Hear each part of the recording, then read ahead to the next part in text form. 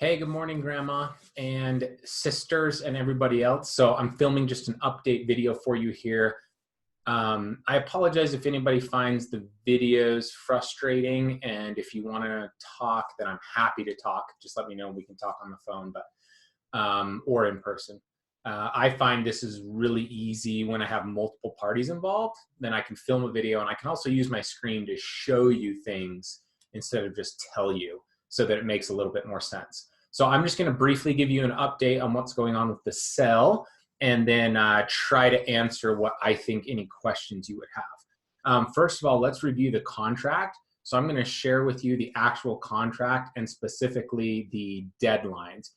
You should all have a copy of this, but I'll just show you on my screen, and we will go over the actual deadlines of the contract and what's going on here with those things. So here's the actual contract that was signed, and this was the original offer that we countered back and forth on. So Arthur, the buyer, offered $390,000 originally, and we excluded the chandelier and $5,000 earnest money. And let's scroll all the way down to the actual deadlines of the contract. So originally they offered, every contract has 4 deadlines. And originally they said seller disclosures by January 15th, which we provided to them. Inspection and due diligence by January 27th, financing and appraisal by February 6th, and settlement deadline by February 13th. They then, again, remember they're doing an FHA loan or a VA loan, which is a government-backed loan, which is very common. And they are asking for the $5,000 kickback that we give at closing. We went over that when we signed, okay? And then we countered. So the end of the contract, those were addendums 1 and 2, okay? And then we countered them, and let me show you this here. Okay, we countered them with a little more time for the seller disclosures because we knew that Nan was driving down to meet Grandma and we wouldn't have time to get them back. So we said January 21st, and we already did that. And then we said, if it appraises for less than $385,000, we will not pay the $5,000, okay? So that was what we originally countered, and that is how the deal was originally accepted. Then a week after going under contract, if you remember this, they sent us over an addendum because we found out that the HOA was not approved for FHA and VA loans. And furthermore, I mentioned this in the last video, but the FHA or the condo complex HOA is currently in a lawsuit. And so when you're in a lawsuit, it's very difficult to make the property lendable. This could be a massive problem, but we've got an expert team working on it. So they extended their dates to be due diligence the 13th of February, financing and appraisal the 20th, and closing at the end of February on the 27th. We knew that way back in mid-January, and we accepted that. And so our current deadlines are coming up. However, what has just recently come to light is they've now asked for one more round of extensions. Now, let me address the elephant in the room, okay? If this was just a buyer that was having problems and we were constantly giving extensions, I would say we reject it and move on to something else. But you got to understand a few things. Number one, the property is still up for sale in active status position. What that means is if you look it up on websites, we're still actively advertising the property for sale, and nobody else has come to the table and made an offer. So it really behooves us to try to make this offer work, number one. Number two, it's not really their problem that the HOA is in a lawsuit and that the HOA let their FHA and VA status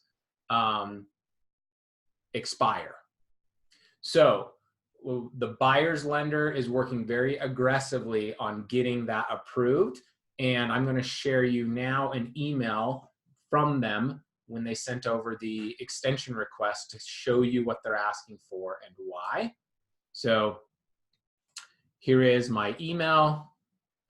And as you can see, they sent over an extension just recently and said, at first we thought we needed 3 weeks for VA approval. Then we discovered the HOA was involved in pending litigation.